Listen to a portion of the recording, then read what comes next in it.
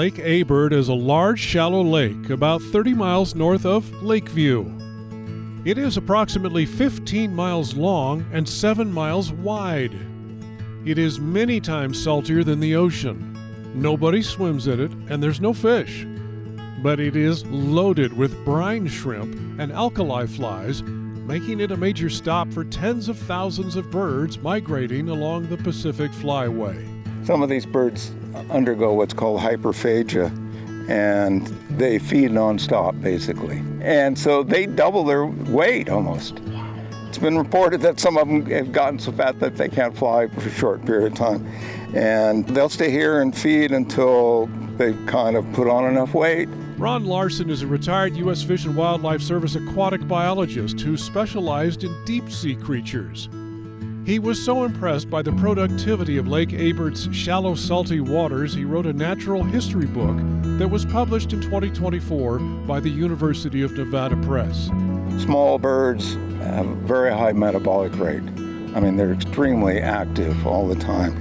And so they need a lot of calories, and they put on just enough weight. You think about it, you know, if you're going to take a plane around the world, you're going to have to stop and refuel. And refuel the birds do, dining on the pupa of alkali flies, which number in the millions. So I have until September, and I count roughly 70,000 birds a trip is the average. Who would have guessed? Most people drive by this place at 80 miles an hour. Right. Might be lucky if they see one or two. Right. And you see 70,000. Mm-hmm. Is that a surprise to you or not? It was a surprise to me, I would say, my first time. I would stand out. I stood out here and was just like, wow, you know, how am I supposed to count all these birds? Do you like it? Do you enjoy this? Yeah, I love it. It can be daunting. The amount of birds can be daunting, but it's a really wonderful experience. Not many people have the opportunity to come out here and do it, and every single week I am completely amazed by how many birds I see. And these are birds that I've been studying for years, and I've only ever started seeing them right now. And it's cool to actually come out of the classroom and see all these birds in real life. The salinity of Lake Abert varies based on inflows from the Shuwakan River. During wet years, the salt is diluted.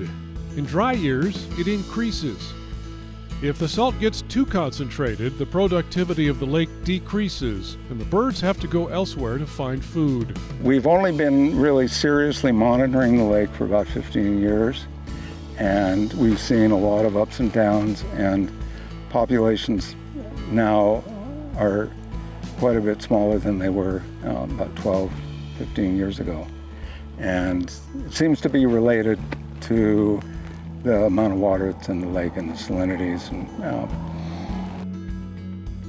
What variety are you seeing out here, roughly? Just give us a brief summary of what you're finding. Yeah, most of the birds out here are phalarope. We have a lot of American avocets. That's a big one here.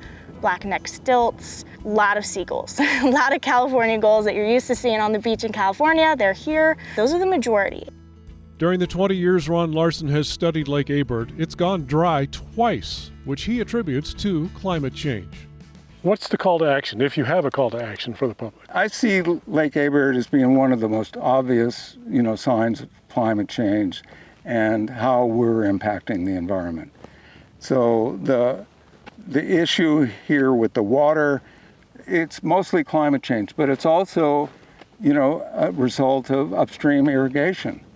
And not much water gets down to the lake in some years, and the lake is almost totally dependent on upstream water coming from the Shuwakan River.